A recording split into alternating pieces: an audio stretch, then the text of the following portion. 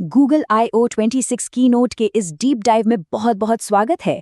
आज का हमारा ये सफर सच में बहुत ही कमाल का होने वाला है। हम दुनिया के सबसे विशाल और मैसिव ग्लोबल इंफ्रास्ट्रक्चर से शुरुआत करेंगे और फिर देखेंगे कि कैसे ये सब सिकुड़कर हमारी रोजमर्रा की जिंदगी और बिल्कुल पर्सनल इस्तेमाल तक पहुंच गया है।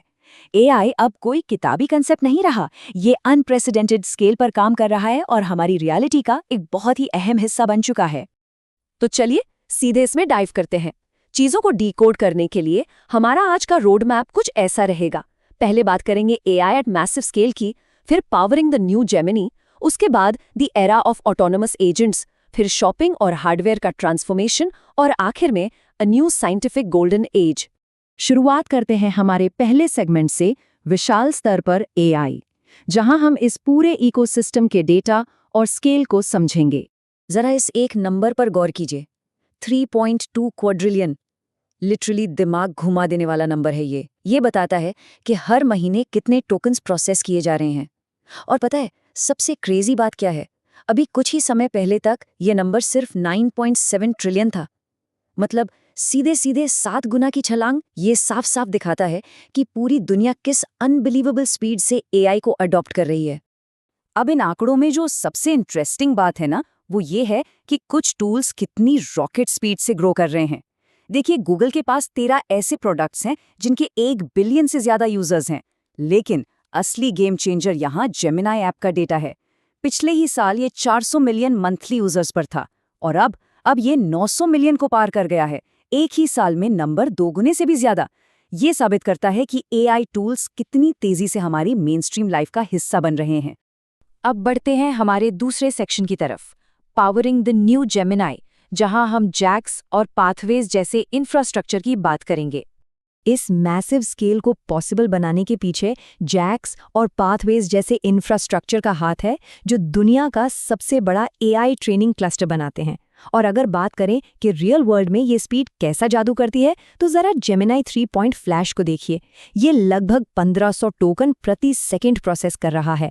इसे ऐसे समझिए, अगर कोई क्रोम डायनो गेम बनाने के लिए प्रॉम्प्ट टाइप कर रहा है, तो जितनी देर में वो प्रॉम्प्ट टाइप करेगा ना, उससे भी कम टाइम में ये मॉडल पूरा का पूरा प्लेबल गेम रियल टाइम में जनरेट कर देगा। है ना अमेजिंग? तो सबसे क्रूशियल पॉइंट ये है कि इस असीम जेनरेटिव पावर के साथ साथ रिस्पॉन्सिबिलिटी को भी सेंटर में रखा गया है। एक तरफ हमारे पास जेमिनी ओमनी है, जो किसी भी इनपुट को किसी भी आउटपुट में बदल सकता है और इसकी शुरुआत वीडियो से हो रही है। लेकिन वहीं दूसरी तरफ सिनखाइडी भी है। इसने अब तक 100 बिलियन से ज्यादा इमेजेस और वीडियोस को वाटरमार्क किया है ताकि ट्रांसपेरेंसी बनी रहे। और ये इतना रिलायबल है कि OpenAI जैसी कंपनियों ने भी इसे खुशी खुशी अडॉप्ट कर लिया है। चलिए अब थोड़ा और जूम इन करते हैं हमारे तीसरे सेक्शन पर, ऑटोनॉमस एजेंट्स का युग, जहां हम AI के एक बहुत ही प्रोएक्टिव फेज में एंट्री ले रहे हैं। नए एंटी ग्रेविटी प्लेटफॉर्म की बदौलत मॉडल्स को अब सीधे काम पर लगाया जा रहा है। जेमिनाई स्पार्क जैसे एजेंट्स को एक तरह से पर्सनल AI मान लीजिए, जो क्लाउड के डेडिकेटेड वर्चुअल मशीन्स पर 24/7 चलते रहते हैं। इसका सीधा सा मतलब ये हुआ कि हम पैसिव चैटबॉट से आगे बढ़कर प्रोएक्टिव टास्क रनर्स की दुनिया में आ गए हैं। इंसान ने एक बार इंस्ट्रक्शन दिया और फिर चाहे तो अपना लैपटॉप बंद कर दे, पीछे बैकग्राउंड में वो कॉम्प्लेक्स काम अपने आप होता रहेगा। इस कैपेबिलिटी को प्रूव करने वाली एक बहुत ही क्रेजी और शानदार स्टोरी है। जेमिनाई 3.5 फ्लैश और एंटी ग्रेविटी प्लेटफॉर्म ने मिलकर लिटरली स्क्रैच से एक पूरा ऑपरेटिंग सिस्टम बना डाला। हुआ ये कि 93 सब एजेंट्स ने एक साथ पैरेलल में काम किया, 15,000 मॉडल रिक्वेस्ट्स भेजी और 100 लाइन से ज्यादा जरूरी ड्राइवर कोड लिखा। और इसका रिजल्ट महज 12 घंटे के अंदर एक फंक्शनिंग ऑपरेटिंग सिस्टम तैयार था, जिस पर क्लासिक डूम गेम खेला जा सकता है। नो वे, राइट? ये बिल्कुल नेक्स्ट लेवल कोलैबोरेशन है। अब डूम गेम बनाने वाली बात सुनने में तो बहुत कूल लगती है, लेकिन इसका रियल मैजिक हमारी रोजमर्रा की जिंदगी में है। सोचिए, एक ऐसा एजेंट जो लगातार सर्च करके 15 PE से कम वाले बायोटेक स्टॉक्स को ट्रैक कर रहा हो, या फिर लाइव डेटा को सिंथेसाइज करके एक परफेक्ट वीकेंड प्लानर बना रहा हो, जिसमें रेस्टोरेंट रिजर्वेशंस और मैप सब कुछ सेट हो। यहाँ तक कि जेमिनाई स्पार्क गूगल शीट्स में किसी मोहल्ले की ब्लॉक पार्टी के RSVPs तक को खुद ब खुद मैनेज कर सकता है। ये सब मल्टी स्टेप टास्क अब बैकग्राउंड में बिना किसी झंझट के हो सकते हैं। अब शिफ्ट करते हैं हमारे चौथे सेगमेंट पर, शॉपिंग और हार्डवेयर का ट्रांसफॉर्मेशन, जहां ई कॉमर्स में एक बहुत बड़ा शिफ्ट आ रहा है।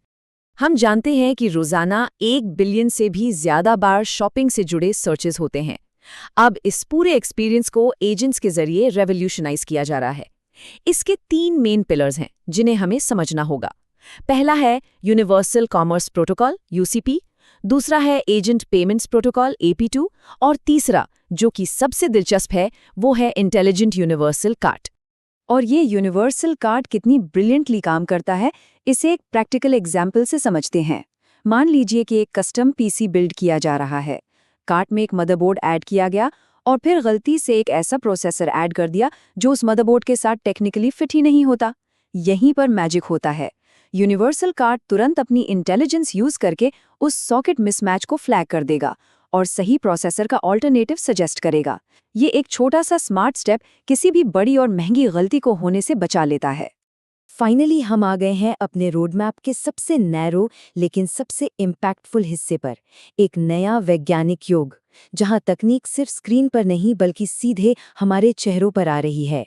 इस पतझड़ के मौसम में जो नए ऑडियो ग्लासेस आ रहे हैं ना, जिन्हें सैमसंग और वॉर्बी पार्कर के कोलैबोरेशन से बनाया गया है, वो असली गेम चेंजर हैं। अब कोई भी अपने चश्मे में इनबिल्ट जेमिनाई को प्राइवेटली इंस्ट्रक्ट कर सकता है।